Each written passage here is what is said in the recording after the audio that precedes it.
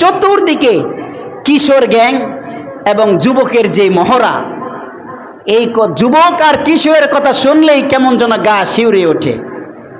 যেইভাবে সারা দেশে কিশোর গ্যাং এবং যুবকরা যে মহড়া শুরু করছে, চাঁদাবাজি আর দখলবাজি, মনে হয় যেন সব যুবকের একই অবস্থা। কিন্তু এই সমাজের মধ্যেও, এই পৃথিবীর মধ্যেও কিছু যুবক এমন আছে যারা আদর্শ সমাজের স্বপ্ন দেখে। কিছু কিশোর এমন আছে যারা সোনালী সমাজের স্বপ্ন দেখে। এমন যুবক আছে না নাই?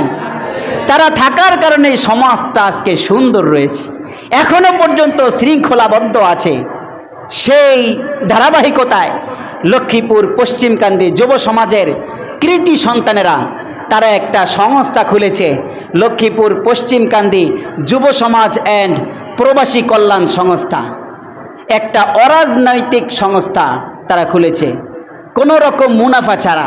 এই সংস্থার মাধ্যমে তারা বিভিন্ন দুর্যোগের সময় অসহায় মানুষদেরকে সহযোগিতা করবে। তারা অভাবী, দুস্থ, অসহায় মানুষদেরকে সহযোগিতা করবে।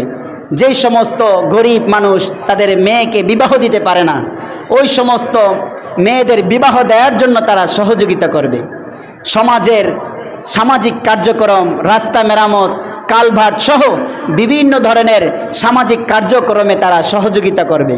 ধর্মীয় মসজিদ, মাদ্রাসা সহ বিভিন্ন ধরনের উন্নয়নমূলক কাজ এবং সুশৃঙ্খল কাজে তারা ঐক্যবদ্ধ হবে। এই প্রত্যয় নিয়ে তারা একটি সংস্থা খুলেছে। আল্লাহ তাআলা তাদের এই সংস্থাকে কবুল করুক বলে আমিন। আল্লাহ তাআলা এই সমস্ত যুবকদেরকে সোনালী দিনের যুবকদের মতো আদর্শবান যুবক বানায় দেখ বলে আমিন। আমরা তাদের জন্য দোয়া করব, আল্লাহ তাআলা যেন তাদেরকে সত্যিকার অর্থে সত্যিকার যুবক, আদর্শবান যুবক এবং আদর্শবান এক সমাজ বিনির্মাণ করার তৌফিক দান করুক বলে আমিন। তবে যুবকদেরকেও তাদের প্রতি একটা পরামর্শ থাকবে, তারা যে সংস্থা খুলেছে এই সংস্থা যেন কোনো একজন আলেমের তত্ত্বাবধানে চালায়। এতে ফায়দা হবে কি? এতে সবচেয়ে বড় ফায়দা হবে তারা বিভিন্ন হারাম কাজ থেকে বেঁচে যাবে।